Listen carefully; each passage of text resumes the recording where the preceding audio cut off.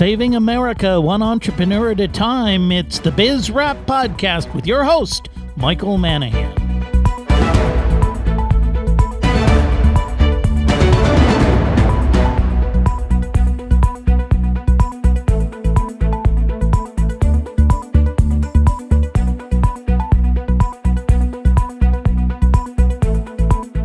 The show that celebrates small business and entrepreneurs, it's Biz Wrap Radio with your host, small businessman, educator, and author, Michael Manahan.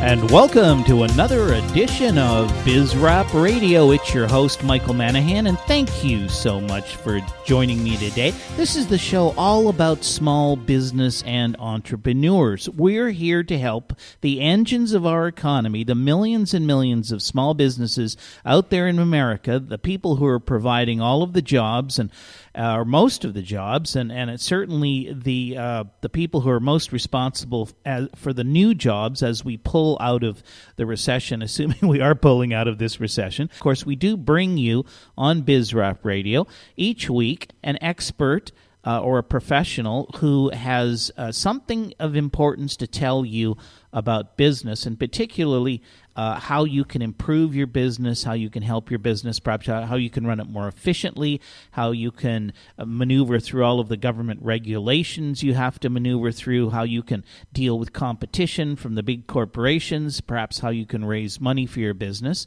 And speaking of raising money for your business, one of the greatest challenges small businesses and entrepreneurs have, how do you get the capital you need to fuel growth? Growth doesn't happen for most businesses without capital. Even very rapidly growing and profitable businesses still need capital. You need to be investing in inventories, accounts receivables, factories, warehouses, staff. The list goes on, and today if you're an internet marketer, you have to be developing technologies and websites, and all of this costs money, and yet it seems it's become increasingly difficult over the years for small businesses to really get the money they need to drive revenue. And of course, if you're not driving revenues, you're not hiring new people, and that's what we need in America right now. We need jobs, so we need small businesses to be putting money to work, driving their revenues, and hiring more people. Well, we may not have all the answers, but I've certainly got a gentleman joining me in the studio today who probably has some ideas on this. He's a gentleman who has been in the capital raising business for many, many, many years. He's raised capital for all sorts of companies under all sorts of structures. And his name is Rich Singer. His company is JPR Consultants. And Rich, welcome to the show. Great to be here, Mike. Now, did I describe you correctly? You are, in effect, what we call a money raiser person. That's part of what I do, yes. I've been, just a little bit of my background, I cut my teeth as a stockbroker and commodity broker with major firms like Merrill Lynch and Prudential back in the day. And over the last 20 years, I have kind of recreated myself and gotten into the money-raising arena.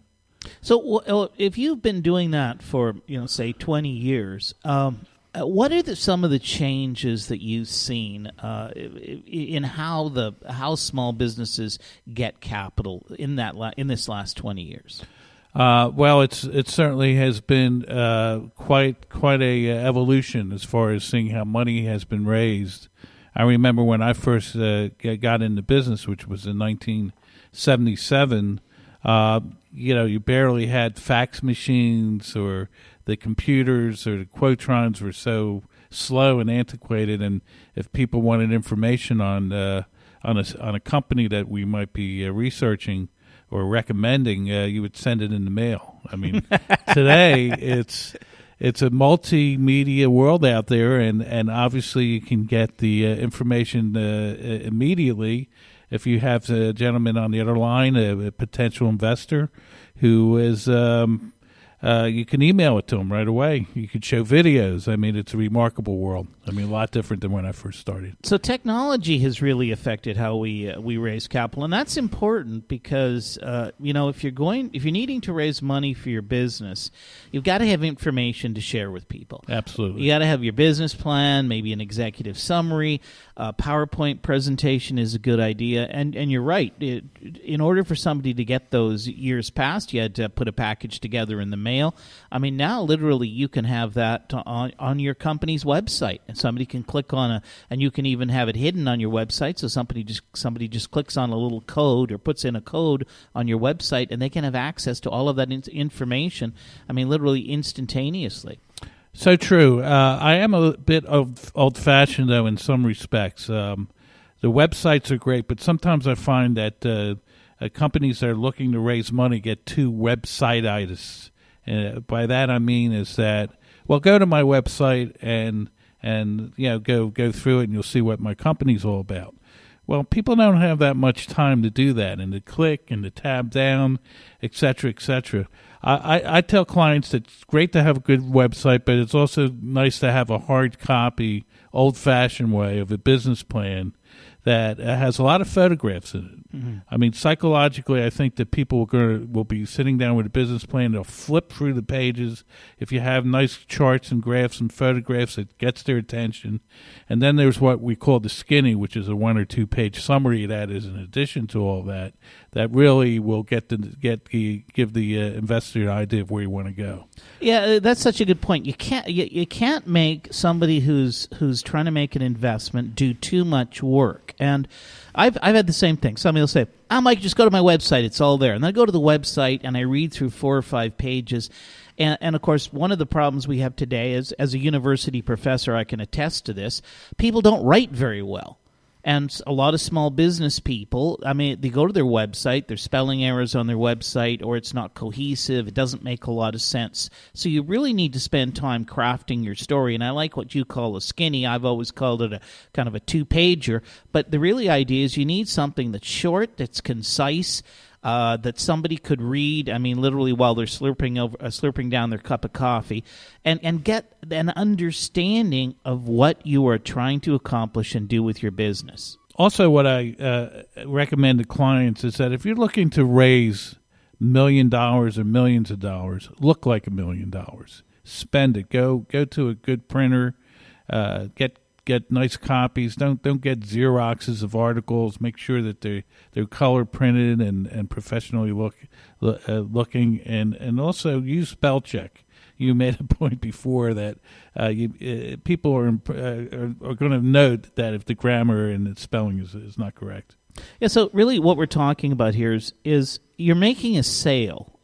When you're getting an investor in your business, you're selling yourself and your concept, and you need to be professional in your approach to it. If I was putting together a brochure to sell a new automobile, I would have a well-written brochure with good pictures, and I would produce it on a good quality paper. Absolutely. You can't go into a meeting to pitch somebody on your business with a bunch of papers that have been photocopied so many times that the print is all blurry and fuzzy. And that, by the way, goes to your own appearance as well. You can't go in pitching a guy on your business dressed in a shabby suit or with a tie that's got coffee and spaghetti stains on it. I mean, the investor is going to be looking at you as much as they're going to be looking at the package that you present to them.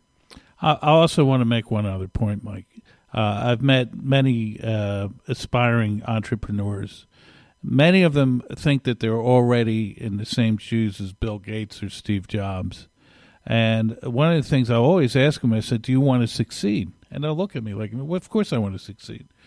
But mentally, when you have an entrepreneur who owns 100% of their company and they're going to see investors, they're going to give up that equity. And they need to also get away from the mental gyration that if you get less than 50.1% of your company in giveaway equity, that you no longer have control. Well, those particular successful gentlemen, have become multi-billionaires with equity positions a lot less than 50.1%.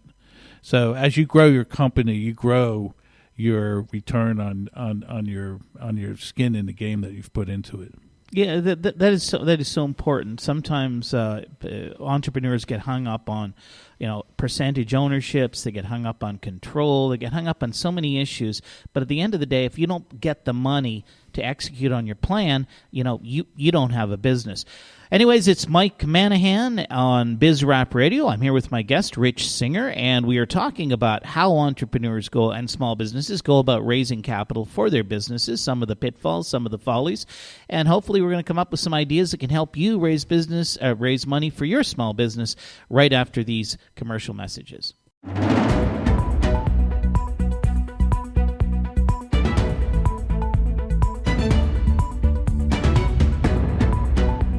And welcome back to BizRap Radio. It's your host, Michael Manahan, and I am here in the studio with Rich Singer. Rich, thanks for sticking with us for the next segment of the show. Pleasure to be here. Now, Rich, we've been talking about entrepreneurs in the last segment, raising capital, small businesses raising capital, some of the tools they need to do that, professional approach. They need to have a business plan of some sort. They need to have what you called a skinny or an executive summary. It needs to be printed, and it needs to be done on quality paper. We also talked a little bit about how entrepreneurs need to be realistic about ownership. If you're expecting somebody else to put up all the money to do what you're trying to do, you can't expect to keep all of the shares for yourself. So let's talk about some other ideas. But before we do that, Rich, how does somebody get a hold of you if they would like to talk to you about raising money? Well, I have a direct telephone number, which I'll give out here. Thank you, Mike. It's area code 310-575-4676. It's 310-575-4676. And I'll be more than happy to, try to help or answer any questions that come up. Yeah, so if you're looking to raise money for your business, Rich is certainly a place to start. And if he can't help you, he certainly may be able to steer you in the right direction or give you a few ideas as to what you might do. Of course, you can also go on to the MatchVest Capital website, and you could purchase Secrets to Raising Capital, which is the book authored by yours truly, Michael Manahan. It's also available on Amazon.com. It's got a bunch of great ideas that you can use for raising money for your business. And it'll cost you all of about $19. So that's a good thing to have in your quiver if you are looking to raise capital for your business. Rich, what about the capital markets themselves? Is it easier to raise capital today? Is it tougher to raise capital today than, say, it was 10 or 15 years ago? That's a good question. I would have to say that raising equity today has been a challenge. In spite of the fact that, we hear pronouncements that the economy is, made a decent recovery, and there are signs that it's doing that. Money goes where it's treated the best and earns the most. So I think that on one hand, the environment being that interest rates are virtually very, very minimal, that is a real positive for startup type companies. But back in the day, and I go back to the late 70s when I came into the business, and we were with Jimmy Carter, and we had 18% interest rates for money market funds. It was hard to get money. Stock market was at 740. I remember as an associate, as I was a trainee in Merrill Lynch, telling me that, he said, when there's a fire sale, nobody shows up, but when they start marking up prices 10, 15%, they can't get into the door. And, I think right now that speaks, that is a positive in one way for equity raising because the stock market's doing well, but we have low interest rates. Mm-hmm. If those rates start creeping up a little bit, then you have that competition for money. But, you've got these low interest rates. The stock market is doing well. What that means is big publicly traded companies are doing well. At least their share prices are doing well. But it seems to me if we have such low interest rates, we should see more money flowing into small entrepreneurial ventures, and yet I personally don't see that. When I'm talking to people, businesses trying to raise money, and even people like yourself who help companies raise money, it seems to me that money just seems to be sitting on the sidelines. It's not flooding into these small entrepreneurial ventures like it was, say, back in the mid-'90s. It's a very valid point, Mike, and the only thing I could say to that is that you just have to keep on pushing and trying, and anybody who has a great idea, as we've previously spoken in the other segment, get a good business plan together. We had talked before, I know, with your accounting background, that I also think, and I'd like to add at this point, that if you have a relationship with a CPA who can make some projections on your business plan, almost kind of like the stamp of approval, saying here's what we project to be the revenue for the companies and the cash flow, etc. That helps a professional investor. I think in many ways, I used to have a partner. Unfortunately, he passed away. That used to put together a wonderful summary with that, and he was a CPA. So, there are different little tricks in the trade, so to speak, that I think, merit a professional like myself to, talk to somebody and perhaps give them some guidance as to how to go forward. Yeah, I think that is so important. If you're an entrepreneur in a small business, try and know what you know and know what you don't know. Investors can be very sophisticated, and if you're going to deal with a sophisticated investor, if you don't have that sophistication, and many small businesses and entrepreneurs don't, you need to get other people to help you, and that may mean you have to actually put up a little bit of money and pay them to assist you in putting together such things as financial projections that make sense. Because I see a lot of entrepreneurs who are really not financial people. They try and do it themselves, and they produce a financial projection, but any savvy accountant looks at those projections, and you're sitting there scratching your head thinking, where the hell did these numbers come from? Right. So you need to have a professional presence, and you need to understand how your business is going to make money, and equally important, what is the return going to be to the investor? What's the investor going to get out of putting money into your business? Investors want to know, what's the end game? How long do you want my money, and how am I going to get my money back, and how much money am I going to make on my money? And I'm always amazed at entrepreneurs, small business people, who cannot answer those fundamentally simple questions. Great point. I've been in meetings with a client, and somebody will ask them, what, for X amount of dollars, what percentage of the company will you give up? And they don't answer right away. You have to have that answer. Yeah, you need to be prepared to answer the serious questions that are going to come from a potential investor. And of course, that's what a conversation, with somebody like Rich or myself will, or other experts will get to. It's preparation. It's about being prepared to answer the questions that people are going to ask you about your business and about the investment. By the way, if you just joined us, it's Mike Manahan here with BizRap Radio, the show all about small business and entrepreneurs. I'm in the studio with Rich Singer, and we're talking about the ins and outs of how you raise capital for your business. Now, Rich, let me ask you another question here. It used to be that if I wanted to raise, say, $1 million for my business, there used to be a lot of these little, I call them small broker dealers around. They do what we used to call a private placement. They throw together $1 million, $1.5 million for a small company. Does that market still exist? Are there still broker dealers that do that kind of activity? They do. However, and I can speak from personal experience. Many years ago, I attempted to buy a mental health assessment company and spent a good deal of money, which is one of the reasons why I've got into what I've been doing.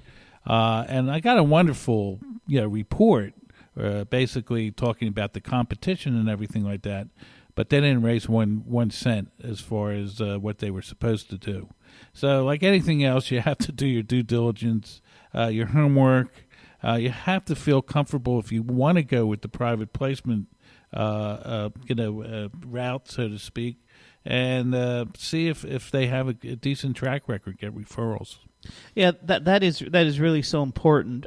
You, as an entrepreneur, small business, on the one hand, you need help to get capital for your business. It just is so much easier if you bring in professionals to assist you. On the other hand, we live in a country where there's sharks and crocodiles on every corner. There's a lot of unethical people out there. We talk about the big guns on Wall Street, but there can be a very unethical businessman right in your own neighborhood who will make all manner of promises, charge you all manner of fees, and not deliver. And of course, if a Fortune 500 company wastes $50,000 or $100,000, it's petty cash. But if you waste $50,000, that may be the difference between your business being launched and your business failing. So you've got to be very cautious about the fees you pay when you do bring somebody on board to help you. That's a great point. And I always tell prospects who I might be dealing with is that, listen, I don't want to take your last dollar that's going to take food off the table or will be the reason why your kid can't go to college. I mean, that's not, I have to sleep at night. And a lot of these broker-dealers that are out there, they kind of hide behind what we call best efforts, which is, an out for them to say that, look, we'll do our best efforts to raise your money. But as you know, Mike, in this world, you and I've spent many years in this, the G word, the guaranteed world is taboo. There's no such thing. And, you have to be a big boy and be prepared to take the consequences if it doesn't work out. Yeah, absolutely. Well, it's Mike Manahan, BizRap Radio, here in the studio with Rich Singer. Thank you so much for joining us. We are talking about raising money for your business, and we will be back right after these messages.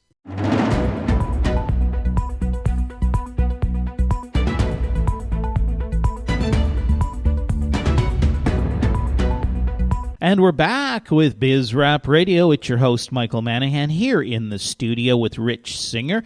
Rich, thanks again for sticking with us for another segment of the show. I think we're covering some really interesting stuff, and we just finished talking about if you're raising capital for your business, a small business, or if you're an entrepreneur trying to raise capital to fund your concept, your idea, how you need to be a little cautious when you're dealing with some of the professionals out there who kind of do these best effort fundraisings where they'll take a fee, an upfront fee, anywhere from 10 to, I've seen ones as large as $100,000, but then they end up at the end of the day, not delivering. And not to say that these folks aren't giving it their best effort, but a best effort is certainly no guarantee that you're going to actually put money into your business. So if you have very limited resources, entering into an agreement with one of these funding sources whereby you pay an upfront fee, it may not be such a great idea.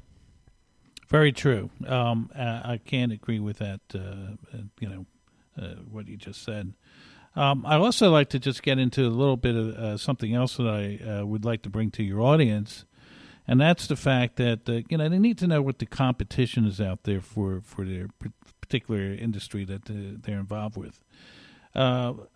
Again, they might be a startup, but maybe they've identified a company out there that does not have an exit strategy that has been established and has revenue in what we call EBITDA, earnings before income tax, depreciation, amortization.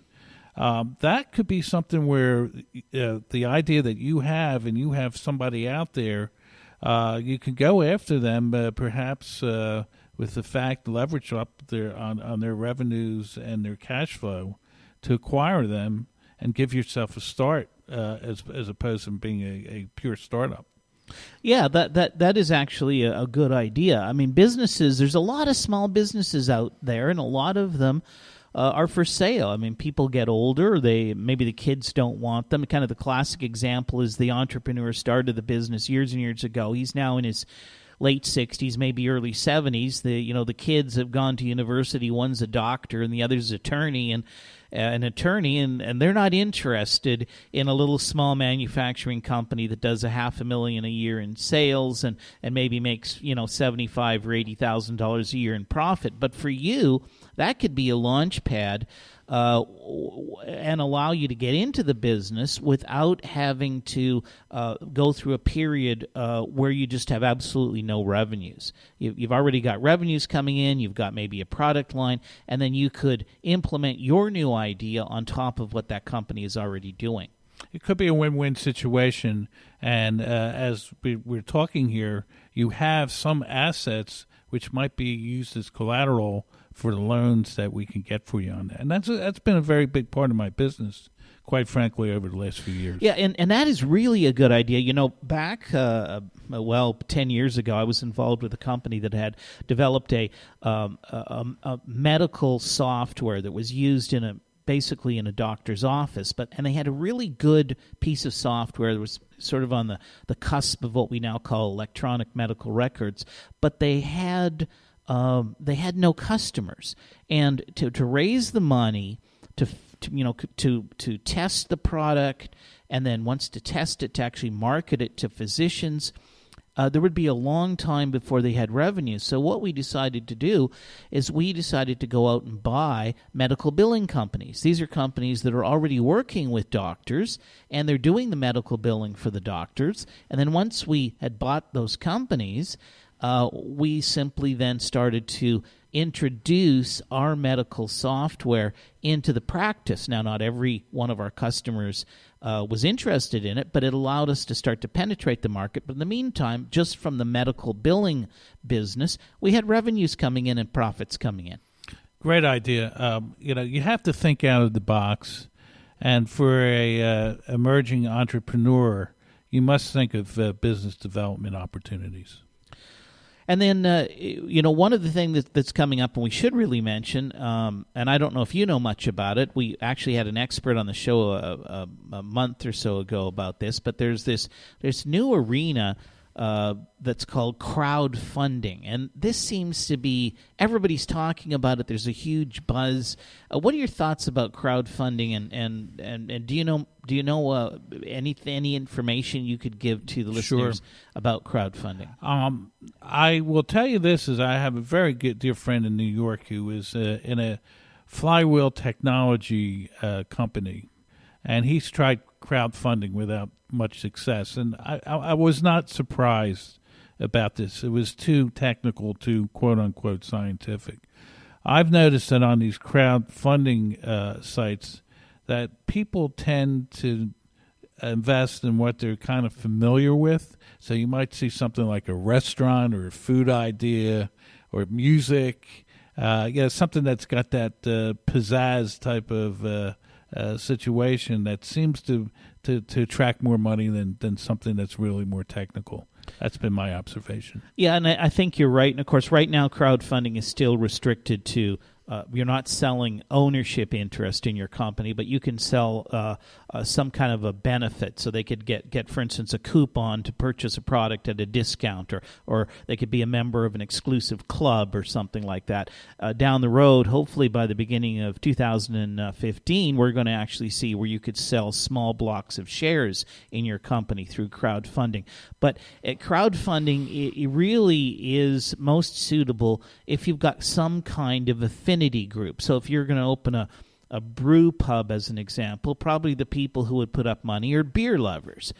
Yeah, it's probably not going to. I hear you're one of them, Mike. Well, just kidding. there's a little bit of Irish in me, and the Irish do like their cocktails. There's nothing, no secret about that. Indeed. Rich is pointing to the fact that here in the studio we actually have a little bar with a bottle of nice rum and a bottle of nice Irish whiskey sitting on it. We might go to that to calm our nerves after this program's over. But if you do have a business that where you think there's kind of an affinity play, a lot of people who would be interested, not just as investors, but as customers or as part of your group, crowdfunding might be appropriate.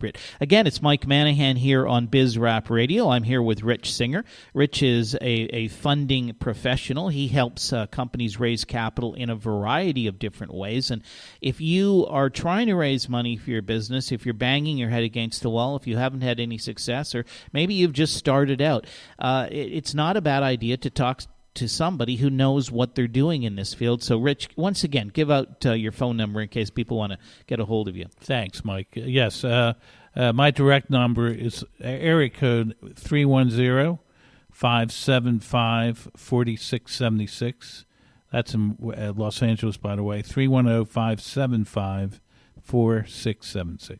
We've only got a couple of minutes left here, but Rich, can you tell us really quickly, tell us a deal that maybe you have got funded, just kind of in general parameters, so people can maybe just understand, what you actually do. Thanks for that, Mike. I kind of refer to myself sometimes as the turn down guy. And I had an HVAC, heating, ventilation, air conditioning business in the Arizona area that was turned down by banks. They were actually dealing with Home Depot, but they got kind of fat and happy and were showing some, not so great decent years. But we were able to go in there and reconstruct what they were trying to do, and got them some money, approaching $300,000 for the working capital needs. And, now they're straightening out. Obviously business is picking up, and because of that, we're looking to expand their warehouse line to around $3 or $4 million. Okay, so that's great. There's a success story. You got them a little bit of money, $300,000 to help with working capital. That allowed them to go out and probably get some more business. And now as their business is growing, now you're going to help them get additional follow-on capital. There's something I tell my finance students and my accounting students when I teach college, and that is, if a company that is struggling for capital, so much of management's resources are focused on paying bills, putting out fires, solving problems, that they're not focused on driving revenues and managing costs. And that's really where you make money. You got to drive in new revenues. And if you spend all day figuring out, do I pay the phone bill, or do I pay the electric bill, or do I pay the heating bill, you're not going to be doing what you need to be doing as a business owner, which is bringing new business in through the door. So that is just an excellent kind of story about how you got the money, they fixed part of the problems because they probably had time. They didn't have to put out fires every day, and then that allowed the business to grow where now they need additional money. That's very true. Well, look at Rich. This has been great. I've really enjoyed speaking with you. So thank you so much for coming down to the studio. Thank you, Michael. We are coming to the end of this segment, and we want to thank you for joining us at BizRap Radio, the show that's all about small business and entrepreneurs. And we'll be back after these messages.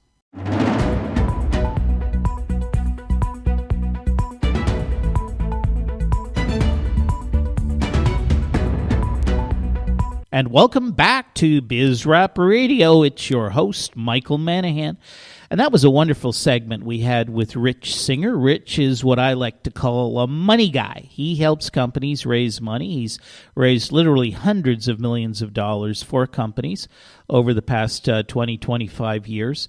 He's a great idea guy. He knows how to package a company. He knows how to help you as an entrepreneur do a better job of telling your story so you can get the money you want. Then, just as important, he knows who will give you that money. He's got connections with equity investors. He has connections with hard money lenders and everything in between. So if you need help raising capital for your business, definitely give Rich a call. It's Rich Singer, 310-575-4676. And even if you don't end up using Rich's services, he loves to talk to people. And I'm sure in a short conversation with Rich, you'll get some great ideas about how you can raise money more effectively for your business. And after all, that's what it's all about. It's BizRap Radio again, your host, Michael Manahan. Speaking of small business, you are prey as a small business owner to a host of scam artists who target particularly small businesses. and hopefully can get you to spend your money foolishly on things you don't need or for which you will actually get no value. And one of the scams that's being perpetrated is what I call the phony invoice scam. And this is where you will get an invoice in the mail. It looks like it's from a legitimate company. It looks like it's for a legitimate service. But in fact, it is absolutely nothing of the sort. It's a complete scam, and the hope is that they send out millions of invoices and that some unsuspecting clerk, not knowing better, will receive the invoice in the mail and issue a check. And of course, the invoices are never for huge amounts. They're typically less than $1,000, so they're they don't raise a huge red flag in this day and age. Spending $400, $500, $600, $700 is not unusual. They always sound very official, and I'm just going to give you one that I just received in the mail myself. It's called TM-DB, Register of Protected Trademarks. And it says the company is a publication of protected trademarks on the internet. It's addressed to my company, or one of my companies. It's very official looking. It says the period covered is 2014 to 2017.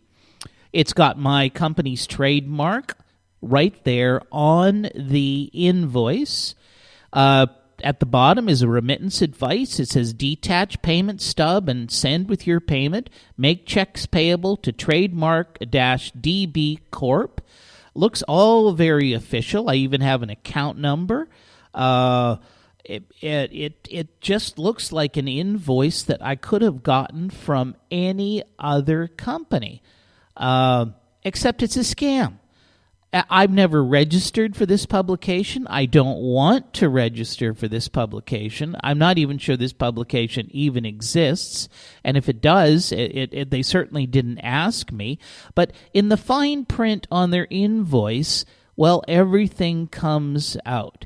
And it says that this is an elective. What does that mean anyways? This publication is an elective service which neither substitutes the registration nor prolongs the validity of this trademark with the United States Patent and Trademark Office. The corporation doesn't assume any liability either for the accuracy or completeness of the registered information or for the trademark protection. Changes will be made free of charge upon receipt of a written request. If the trademark is partially or entirely assigned to another owner, the corporation must be informed in writing. Premature cancellation of publishing must be requested in writing. So I've never actually ordered anything. This thing that looks like it could be official, could be from the United States Trademark Office, is not. It's from some private company. It's basically, I guess, a database of trademarks that's published on the internet. But why would you need a database of trademarks published on the internet? You can go to the United States Trademark website, and you can look up every single trademark that is registered in the United States. Now, this company is billing me for $980. And of course, I caught this. I'm not going to pay it. But I wonder how many of you have paid them. And maybe you might have seen some other scams. I've seen things such as, publish your name in the Who's Who directory. I've seen phony invoices for ads in the equivalent of the Yellow Pages. And it goes on. And there are people in this country making millions and millions of dollars from sending out phony invoices like this one. Apparently, our government doesn't seem too concerned about it. They're concerned about so many things, and they're all concerned about you and whether you're filling out your I-9 forms correctly and charging into your business and auditing you on your I-9s and giving you fines for not completing the forms just the way they're supposed to be, even if you're not hiring illegal immigrants.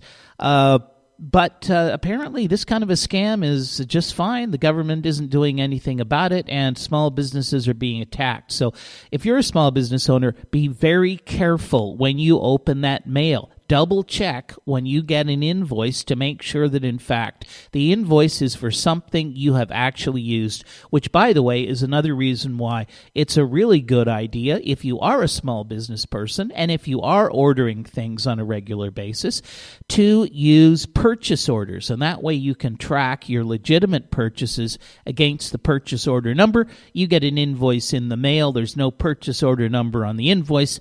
Just put it in the shredder and don't pay it. Get rid of it completely, because this type of a scam is becoming increasingly predominant. I am getting more and more of these. I bet you I've gotten 6 or 7 of these in the last 12 months alone, and I just wonder how many of you out there have gotten a similar thing, these phony invoices. You think it's for a legitimate service, maybe something you or somebody in your company has ordered, and you end up paying it. It's nothing more than a big rip-off and a scam. So if you get an invoice from TM-DB, Register of Protected Trademarks, then or anything similar, you know it's not a legitimate invoice. And by the way, if you've seen any of these, please go onto my website, bizrapradio.com, send me an email, click on suggestion box, and tell me who the phony invoice came from, because I want to develop a list on our website of phony invoice sources. So at least, if nothing else, people can go to the website, look at it, and see if, in fact, this particular website or this particular company is sending out legitimate invoices, or if they're not, if it's some sort of a scam.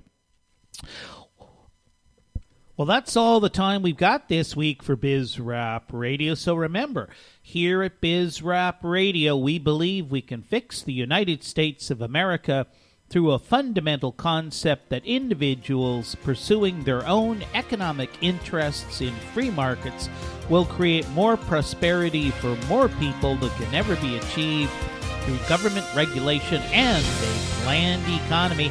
It's BizRap Radio, fixing America through individual economic freedom. I am your host, Michael Manahan. Thanks for listening.